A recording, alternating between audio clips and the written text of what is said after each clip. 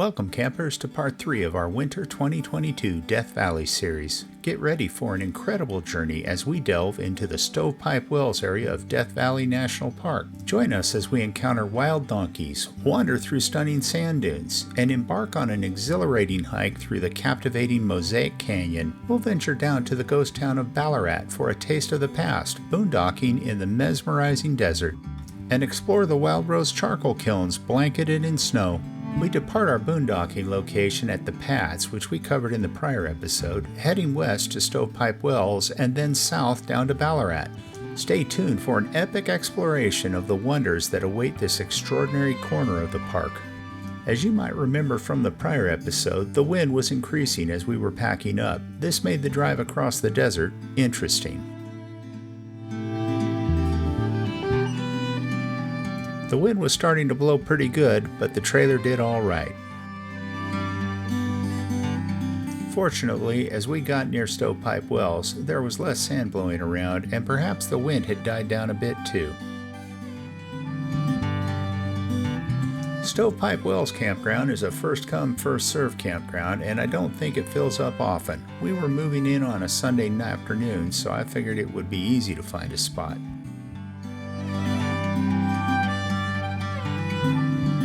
Our first order of business was to dump the tanks and fill the fresh water. The dump station is to the left, but we're going to spare you the details of that.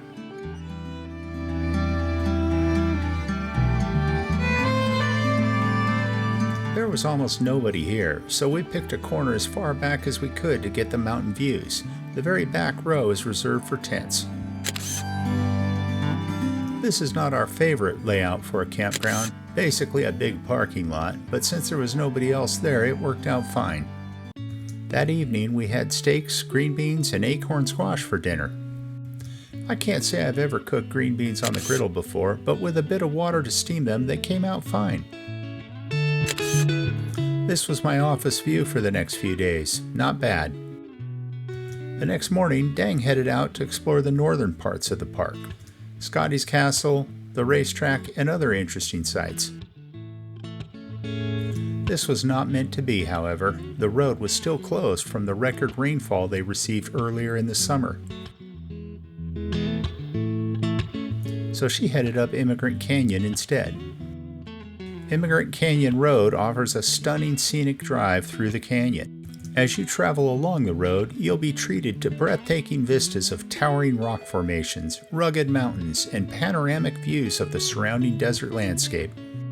Emigrant Canyon holds historic significance as it served as a route for early settlers and pioneers migrating westward during the California gold rush in the mid-1800s. The canyon was part of the path used by the ill-fated Death Valley 49ers during their treacherous journey. The Panamint Range still had snow on it from the recent storm.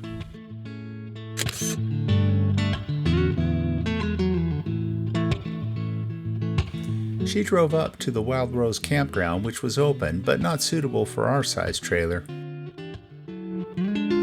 On the way back, she encountered a small herd of wild donkeys. These burros are descendants of domesticated donkeys brought to the region by early miners and settlers during the late 19th century. Over time, some of these donkeys escaped or were released, leading to establishments of wild populations. Donkeys have adapted to the harsh desert conditions in Death Valley. They are capable of surviving on limited water and can efficiently extract moisture from the plants they consume.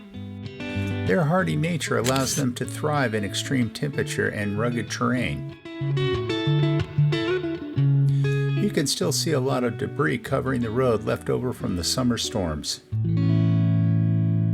Emigrant Canyon showcases remnants of the past, including wagon ruts left by pioneers who traversed the area.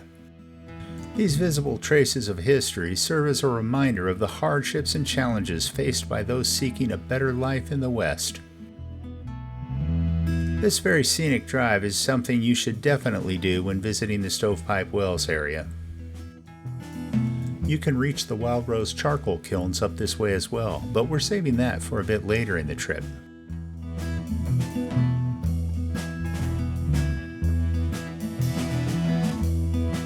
That afternoon, when Dan got back from her trip, we took the short drive over to the Mesquite Flat sand dunes. There are a few sets of sand dunes in the park, but these are the most accessible and frequently visited.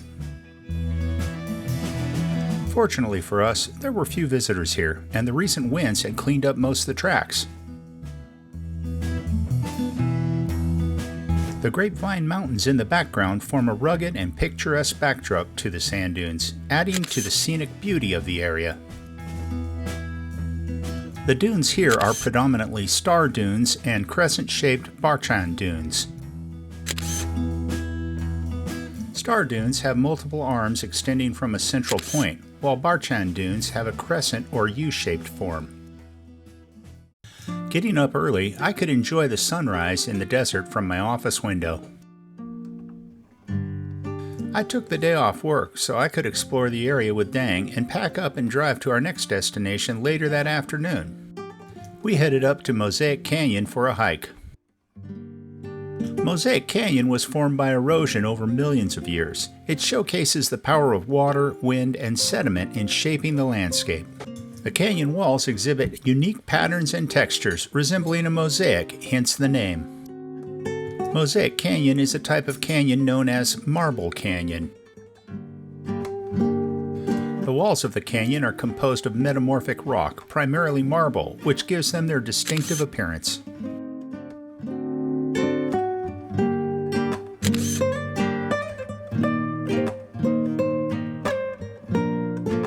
Most of the canyon has a nice flat bottom and is easy to walk, but there are a few areas where you have to do some scrambling. Mosaic Canyon showcases a diverse range of geological features, including polished marble walls, narrow passages, smooth chutes, and sculpted rock formations. The contrasting textures and colors make it a photographer's delight.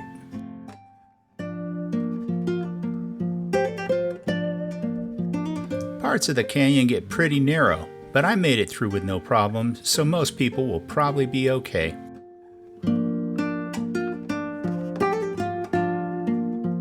The path is so well groomed in some parts it almost looks artificial.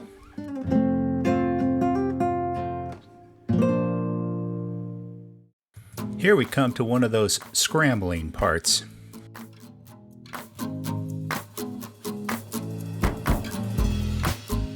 Eventually, you come to an area that has some fallen boulders, and it's pretty hard to pass. We decided not to do that since this was a travel day, and we headed back.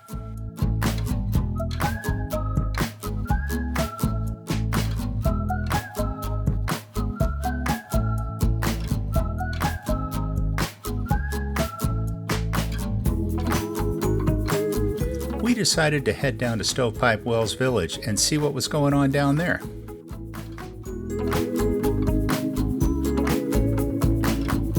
Stovepipe Village was founded in 1926 by a prospector named Walter E. Scott. Scott built a small store and a few cabins at the site of a natural spring. We'll wander over and check out this historical landmark about the toll road. It was built in the early 1920s by a man named Herman Bob Eichbaum, a prospector who came to Death Valley in search of gold. He built the toll road in order to make money from the tourists who were coming to see Death Valley's natural wonders. I can't help but remember a certain scene in Mel Brooks' comedy Blazing Saddles when I think of a toll road out here in the middle of nowhere. There's a hotel here, and it appears to have all the basic amenities.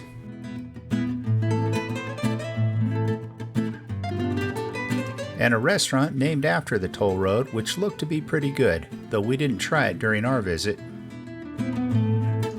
The burgers sure smelled good.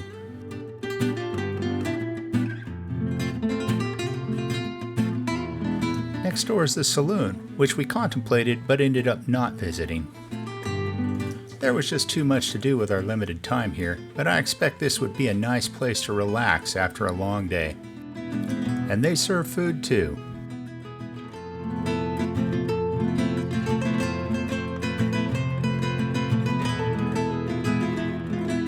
Let's walk over and see this 1926 American LaFrance Model 75 fire engine.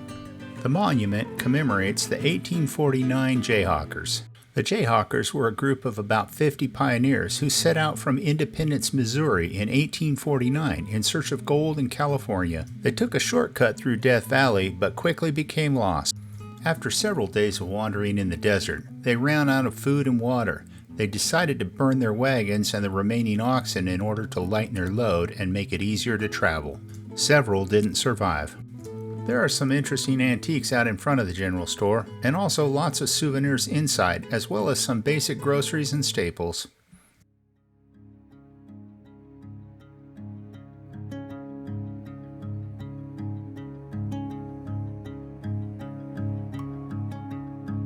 Later that afternoon, we packed up and headed south through the Panamint Valley. We had been researching a boondocking spot there, outside of the park proper, off of Indian Ranch Road.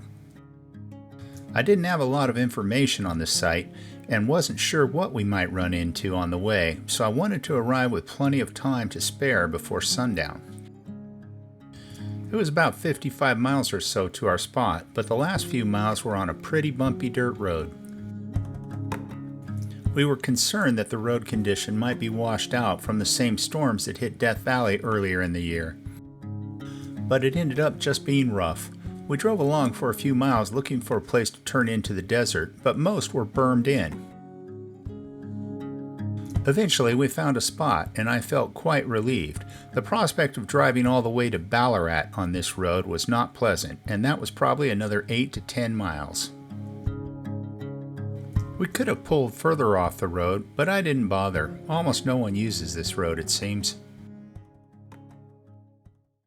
Of course, Dang got the drone into the air almost immediately, even before I got us unhooked. This spot is BLM land, however, you need to watch the map carefully because there are private parcels interspersed throughout. With the Panamint Range to our east and the Argus Range to our west, we were pretty much surrounded by mountains. While we did see BLM signs indicating that off-roading was allowed in parts of the area, we never saw anybody during our 2 nights. Of course, those were weeknights, and things might be different on the weekends. Cell service was pretty much nil, so Starlink came in handy. The weather was just perfect, mid-70s during the day and cooling off to the upper 40s at night. We had nobody around us for miles, and that was just fine by us.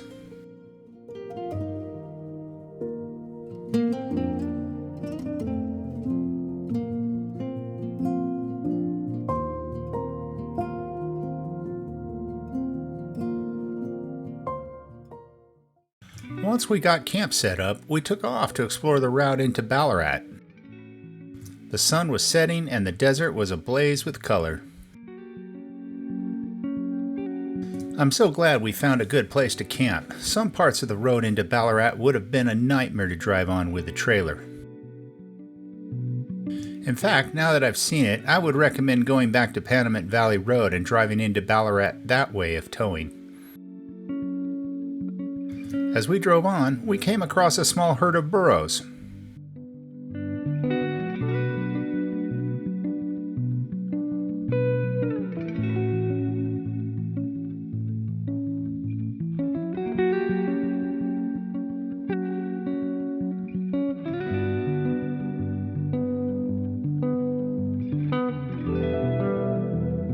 Burros are very good at finding food, even in the driest of conditions.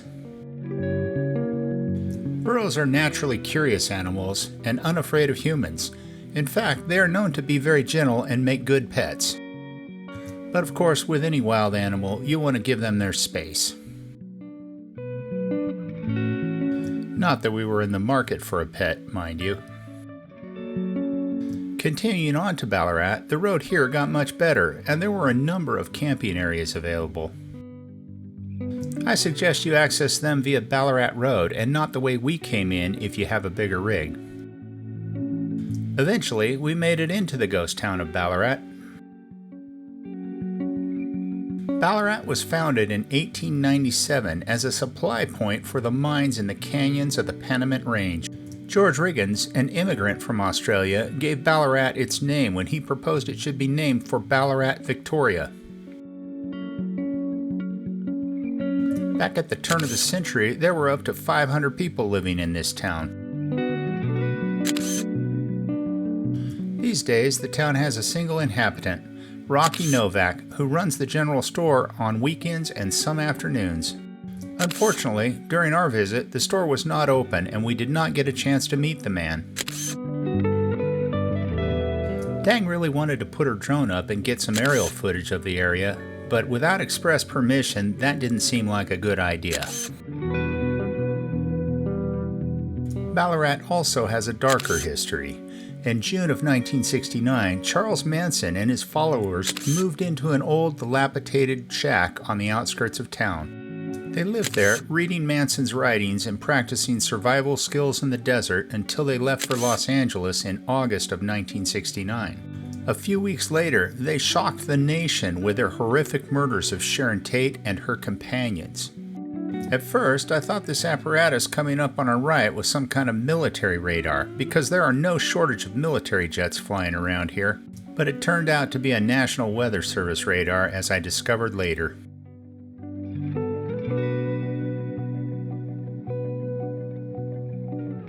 We were getting back to camp just in time for the sunset and a short walk.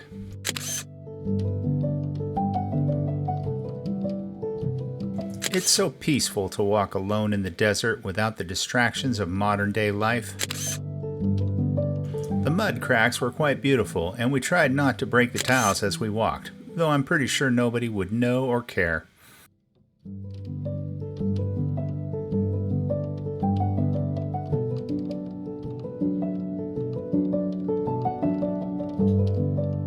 As the sun descended, the desert was bathed in a warm, golden light. We went about preparing dinner as we enjoyed the wonderful scenery.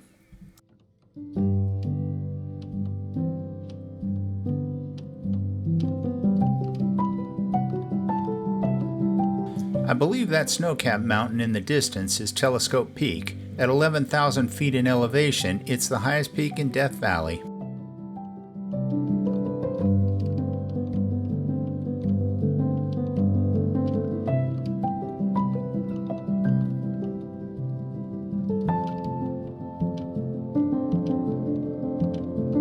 We settled in for the night, thankful for the great camp spot we had found.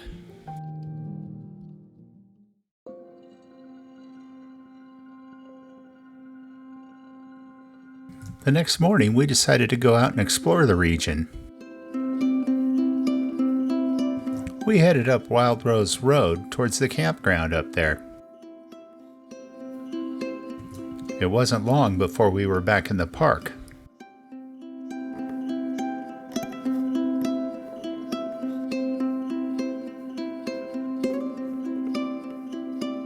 This is a rough road that in parts is dirt. It gains a lot of elevation, but the drive is beautiful.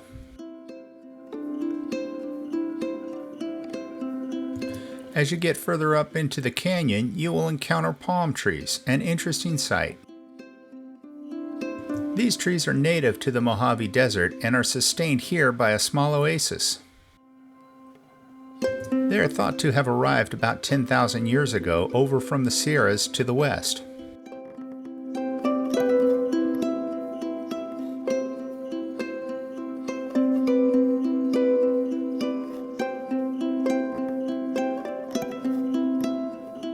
This is right next to Wildrose Campground, and I think these are some old mining structures that are abandoned, though some look like they may be in use.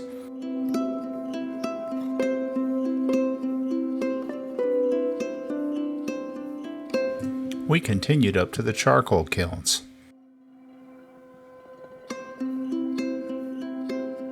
The kilns are located at about 6,100 feet in altitude, and as we climbed, we began to see snow on the road.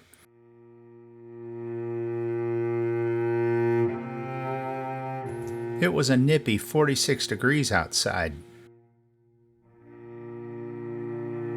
Built in 1877 by Chinese laborers, the kilns were used to produce charcoal for silver mining operations in the area. They are about 25 feet tall and 25 feet in diameter and made of stone and mortar. The kilns were in operation for only about 2 years. They were abandoned in 1879 due to a decline in the silver mining industry.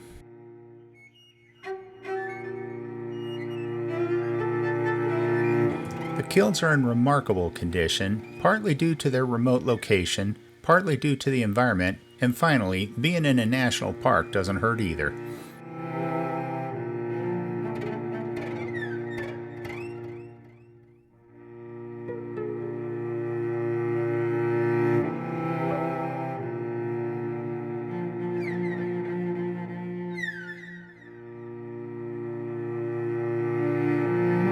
If you are up for a hike, the Wildrose Peak Trail is an 8.4-mile up and back hike to the top of Wildrose Peak, gaining 2,200 feet of elevation.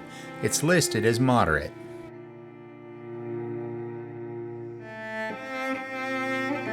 I like the effect of the snow on the kilns. With an average snowfall of just 2.4 inches per year, we were fortunate to experience this. I wonder how many rocks it took to make each kiln.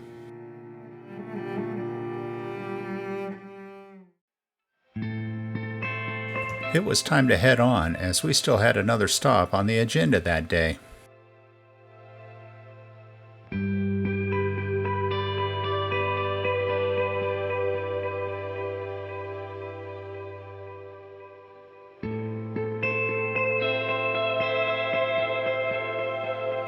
We stopped by and grabbed some lunch at the trailer, and Dan got a drone flight in, or two.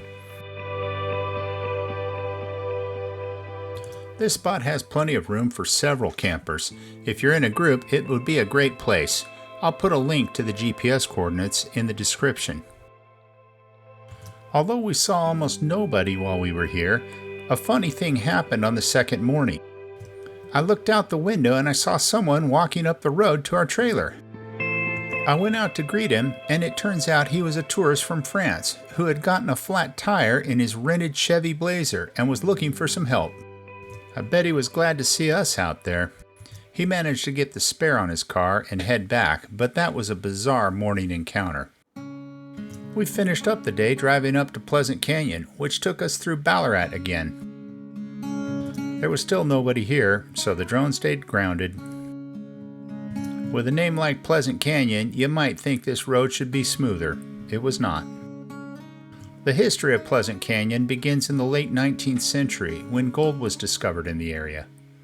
The discovery led to a gold rush, and soon a number of miners were flocking to the canyon in search of fortune.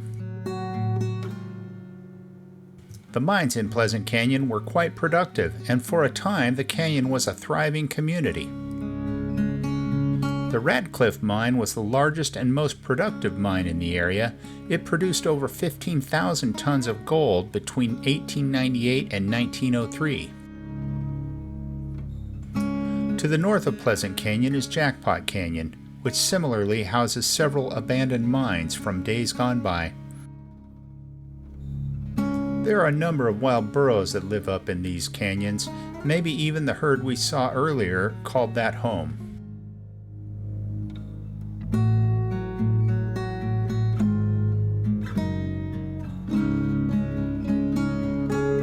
Not a lot of room for passing on this road.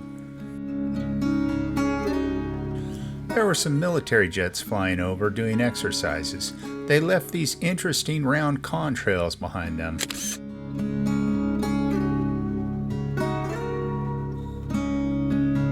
We decided not to run up the canyon too far, as we didn't know if we would be able to turn around.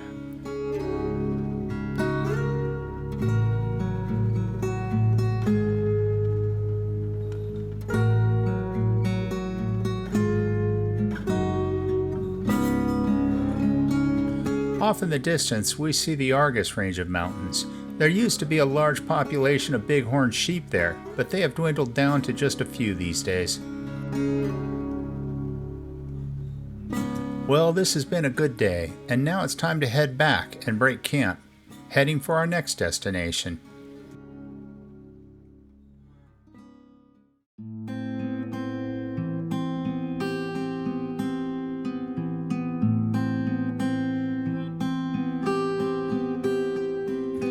While the sand was a little soft, we didn't have to air down or anything like that. I try not to make sharp turns in the soft sand. I'd hate to have a suspension failure out here, although I do keep a number of spare parts and tools with me. We really like this spot and would stay here again if in the area. The road in is a bit rough, but if you take it slow, things will be just fine. Our next stop is a Harvest Host Boondockers welcome site at the Trona Airport. We want to get there while it's still light out. It's only about 40 miles away, but it's going to take us time to get to the highway. Our plan is to overnight there and then leave early in the morning, heading out to the Trona Pinnacles. That's one of Dang's favorite places to fly her drone. Well, we hope you have enjoyed this video as much as we have enjoyed making it. It does take a lot of effort to put these things out, so if you liked it, please subscribe to show your support. We will see you in the next episode where we explore the Trona Pinnacles. Thanks for watching.